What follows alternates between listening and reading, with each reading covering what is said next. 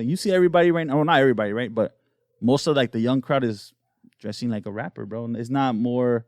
Before it was to the point where if you dress like a rapper with Jordans and stuff, people would look at you weird. Now you go to a Mexican club and now mostly not everybody, but like half of the people are. It's more okay for you to dress like that. Basically. Yeah. Well, I mean, it varies in different times. And you said that yourself that like we're not dressing chacaloso no more because back then people were rocking the Ed Hardy shirts and the freaking bedazzled ass hats, madre en medio, and then it takes a switch.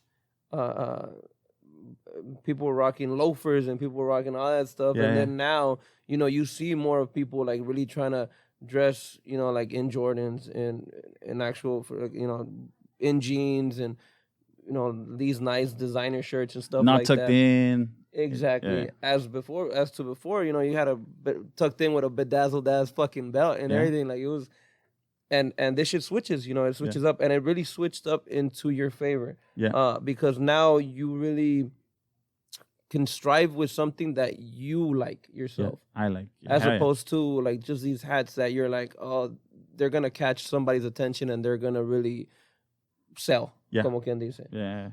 And so, like, how's your like hat selection from when you started off? Like, how would you do it? Like, how would you get your material? Like, how would you get all that stuff? Also, so when I really started, I did just like everyone else that has a high brand.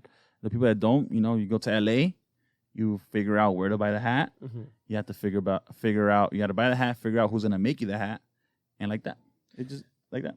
And because of that, you're limited to certain hats. Yes. You're limited to certain quantities. You're limited to certain colors, designs. Yeah. Like how did you struggle with that? Like, so all right. So now let's. So I take out limited quantities of hats one time, and I don't re-release. How that started was back 2021 last year. I would go to LA. They would only have certain types of colors. If they had 50 cream and blue, I could only make 50 cream and blue, right? Etc. So for all the hats, they only had a limit. They only had 50. So I would make them, sell them, and when I would go back to restock, they wouldn't have those colors. So therefore, I would have to bring out a new color.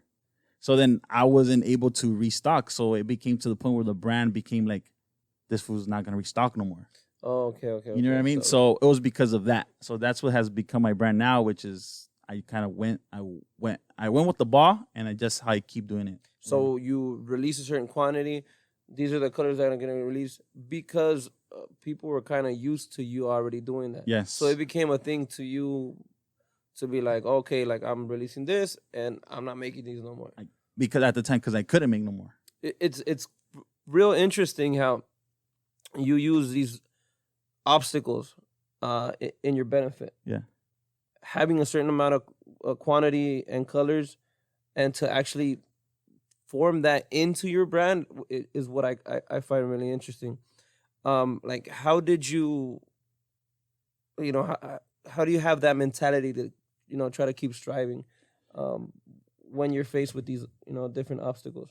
Well, I kind of went, like I said, it kind of went into my favor because now I feel like people mess with my brand because it's become like a hype brand. Yeah. To the point where, damn, if I don't get the hat in that day he drops, I might not be able to get it the next. Yeah. Well, you know what I mean? well, when I'm telling you, when you got me this hat, there was Sunday I posted it, and saying thank you and stuff.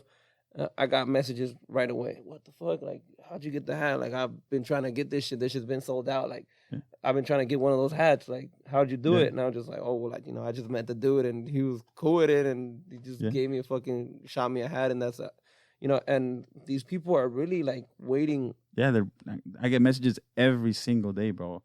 When's the drop? When's the drop? When's the drop? When's the drop? And I like to keep people in the dark. Simon. I like to keep them in the dark because it's better to keep them in the dark because it like they run with their imagination. You know what I mean? Yeah. So it's like, I mean, when I'm done, when I sell out, I disappear for the month that I don't have nothing. So per se, I took out my hats last week and I sold out today. I disappear from social media from today until I get my next batch. So before, when you would start releasing your hats? Yeah. How long did it start taking you to like sell out? In the beginning. So in the beginning, I think it took me 2 months, and I made like 100 hats. 100 hats. Yeah, it took me 2 months, and from there it kind of went a month and a half, a month.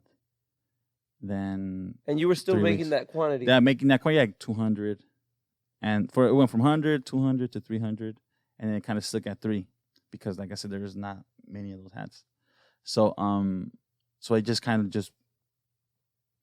of went like that, bro. Like just 1, 2, 3, and then it got to the point where the first time that I dropped 3,500 hats, and I sold them in a month and 2 weeks.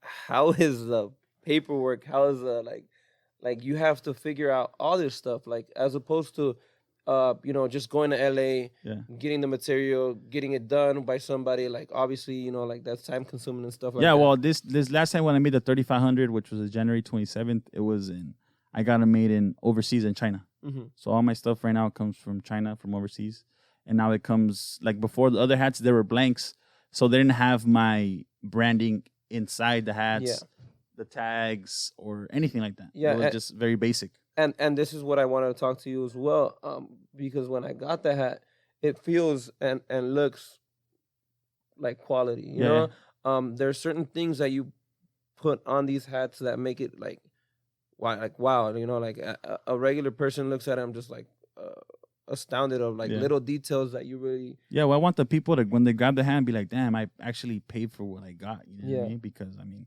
I can sell the hats for $60, $80. But it's like $40 is a good price, you know. It's enough money for me to make. I don't want to get